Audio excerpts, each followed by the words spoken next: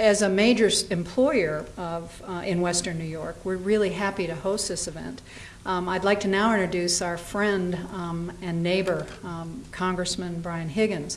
Most of you know what a wonderful job he does and advocacy that he does for cancer research and everything related to the cancer mission. He is our voice in Washington. He has done so many things for us that I can't thank him enough for this. His voice on the Cancer Caucus, he's a member of the Ways and Means Committee. He's always there when we need him, and it's a pleasure to have you here today, Congressman.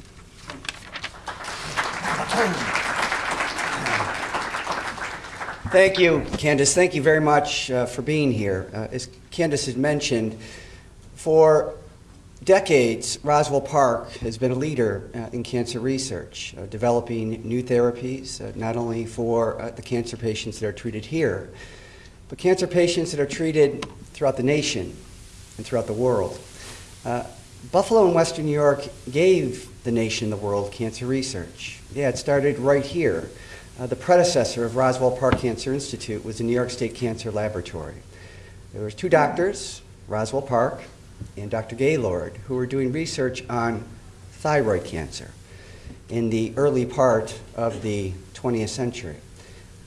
Washington was so inspired by this that William Howard Taft in 1910 asked Congress for the first federal appropriation for cancer research. He was denied initially. And throughout the years, federal efforts to fund cancer research have stopped and started. In 1971, Richard Nixon declared a war on cancer. And some were very critical of him at the time and in retrospect, saying that he didn't accomplish much. He accomplished an extraordinary mission. And that was putting federal dollars behind cancer research through the National Institutes of Health and the National Cancer Institute. A lot of the targeted therapies, this new generation of drugs that David Nathan talks about in the cancer treatment revolution, are a direct result of the commitment that was made back in 1971 of federal dollars behind cancer research. And here's the point, and this is a point that all of us need to understand, and I think Washington is beginning to understand.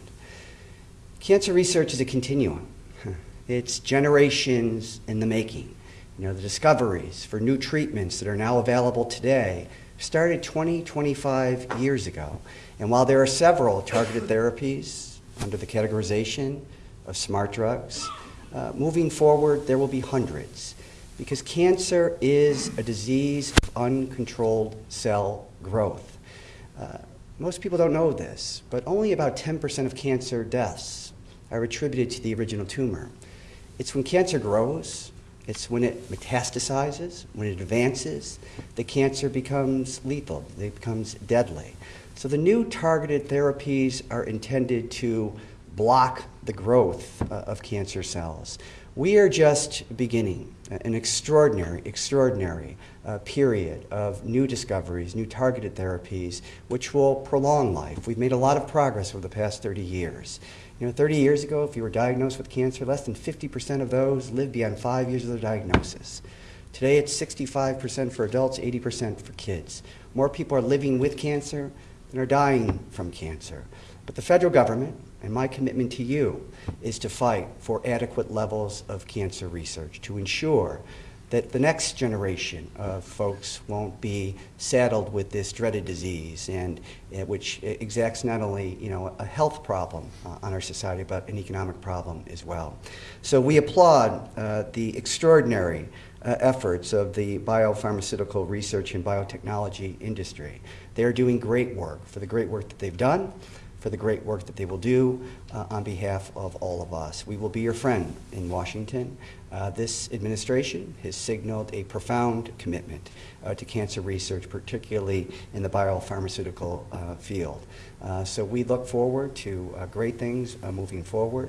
We applaud the extraordinary work that all of you do here at Roswell Park Cancer Institute. We are proud of you, and let the cancer revolution begin right here at this extraordinary place. Thank you.